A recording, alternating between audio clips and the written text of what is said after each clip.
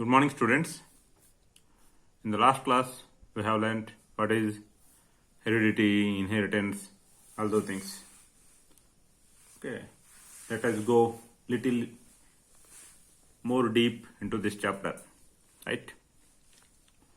So, if you ask a question, what is the most obvious outcome of the reproductive process? Obvious means clear. What reproduction is going to produce? Offspring, that is new generation. The generation of new individuals with similar body design. It is the most obvious outcome of the reproductive process. It is very clear. The rules of heredity or the rules of inheritance, they determine the process of inheritance of traits and characteristics. Okay. The rules of heredity or the rules of inheritance determine the process of inheritance of traits and characteristics. Means from parents to offspring, the characteristics and traits are transferred. They are not going to get transferred in a random way. They are going to get transferred from parents to offspring or the progeny or the new generation of organisms by following some specific rules of inheritance or rules of heredity. So only we are telling that the rules of heredity determine the process of inheritance of traits and characteristics. If we look at all of the human beings have the same basic body features. But do they appear exactly same to each other? No. So they do not appear exactly same with each other. Why to take different human beings? Let us take parents and their children. The children, they themselves do not look exactly same like their parents. They appear similar to their parents, but not exactly same like their parents. So what can you say? You can say that there are some changes or differences among different persons of the entire human population, or there are some differences between the parents and their children in terms of their bodily features. So, it can be said that human populations show great deal of variation. Means a lot of differences can be seen among the different populations of human beings. If you say Americans, Africans, Asians, Australians, you can find some some differences among the persons of all these countries or all these continents. Okay.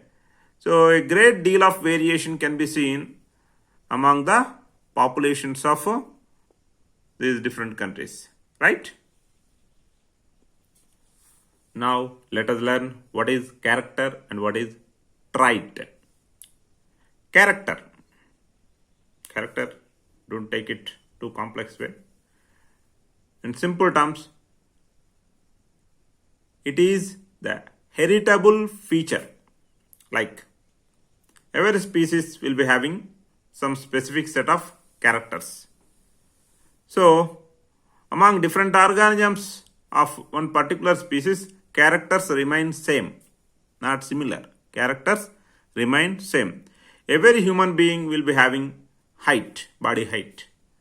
Every human being will be having body color. Every human being will be having eye color. Every human being will be having hair type. Every human being will be having hair color. Right? Every human being will be having eye color. So this height, body color, eye color, hair type, nose type, right? and earlobe type.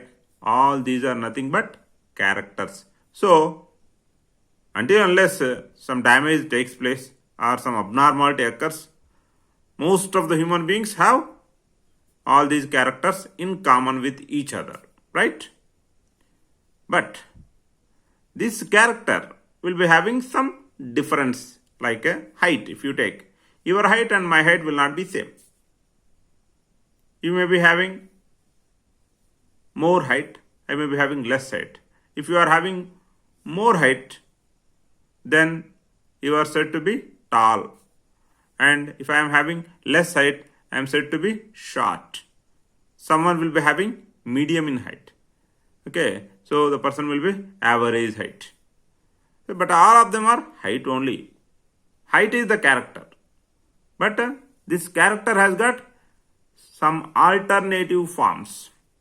Alternative, either this or that, like that. Alternative forms are there. Right? So, alternative forms of the character are known as traits. Traits. Traits. So, trait is the alternative forms of character. Examples. When body color is considered as character, dark, fair, whitish, all these are its traits. Hair color, you consider it as character. Black, brown, white are its traits. Height is the character. Tall, short are its traits. Type of earlobe is character. Free or attached are its traits. In most of the sexually reproducing organisms, both father and mother organisms, they equally contribute the genetic material to their child. What is genetic material? DNA. So, in the child, father DNA will be present as well as mother DNA will be present. But do father and mother give complete DNA or only half of their DNA? Father will give half the DNA, mother will give half the DNA. Right?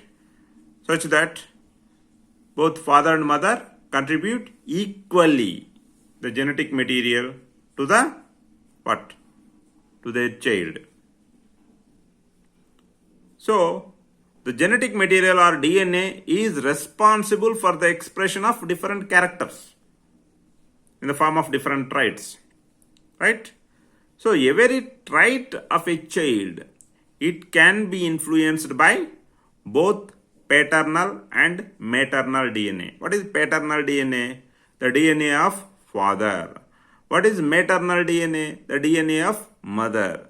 So, every trait of a child, it can be influenced by both paternal and maternal DNA, since both father and mother equally contribute the genetic material to their child. We all know that every human has 23 pairs of chromosomes in each and every cell of their body, except their gametes, right? So every human has 23 pairs of chromosomes as his or her genetic material in their body cells, except their gametes. But during the reproduction process, each male gamete contains only 23 chromosomes and female gamete contains only 23 chromosomes. That already I told you. What is the purpose of these gametes? During the time of reproduction, the gametes will fuse with each other. Means the male gamete fuse with the female gamete. Upon fusion of male gamete with the female gamete, 23 chromosomes from male gamete and 23 chromosomes from female gamete, together they form 23 pairs of chromosomes in the combined cell or in the zygote. Thus, the 23 pairs or 46 chromosomes are restored in the zygote. 23 pairs or 46 chromosomes are restored in the zygote. Okay, if the fusion is not taking place, then restoration of 46 chromosomes cannot be taking place, right?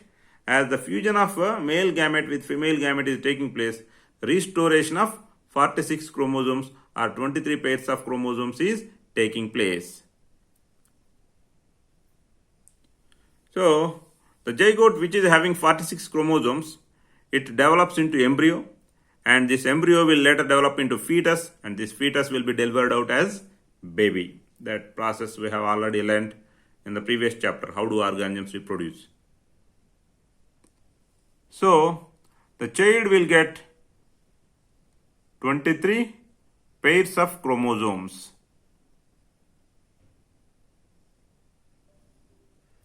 So, the child will get 23 pairs of chromosomes.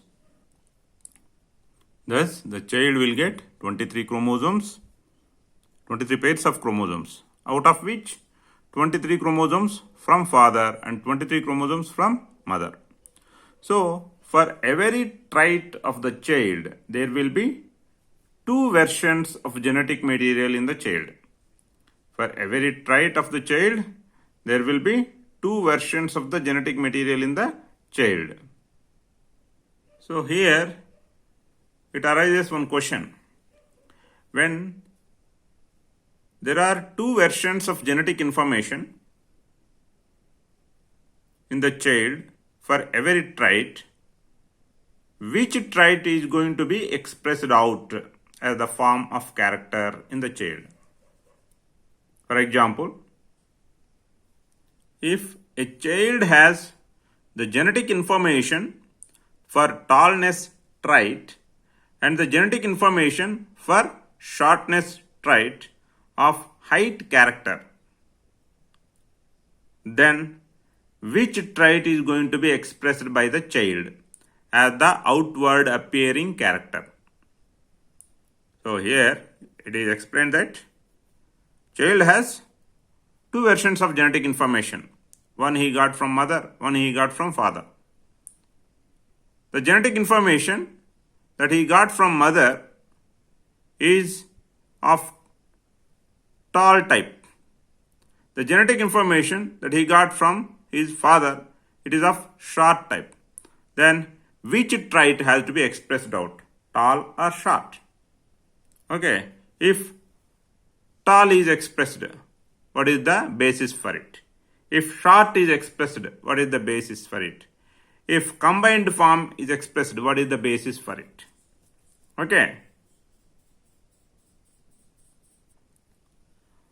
What will that determine which trait has to be expressed by the child, and what will decide that how the traits are inherited from parents to offspring? So, how the genetic information of the traits is getting transferred from parents to offspring, and if different versions or alternative versions of genetic information is there for one character, then which trait information has to be expressed out, and what it decides which trait information has to be expressed out. It was a enigmatic thing. Enigmatic means not clear. It is not that clear. Okay. So there was a scientist known as Gregor John Mendel. He has conducted some experiments on garden pea plants. Based on the results of his experiments of these garden pea plants, he has formulated certain rules which are very well known as Mendelian rules of inheritance. So, in the inheritance of traits from parents to offspring, and in the expression of traits, okay, in the expression of a trait when there are two alternative versions of genetic information is there for one character. Okay, what is the basis? That basis is going to be decided by these Mendelian rules of inheritance. Okay, what are these Mendelian rules of inheritance, and what are the experiments that are conducted by Gregor John Mendel? Everything we will learn in the next class.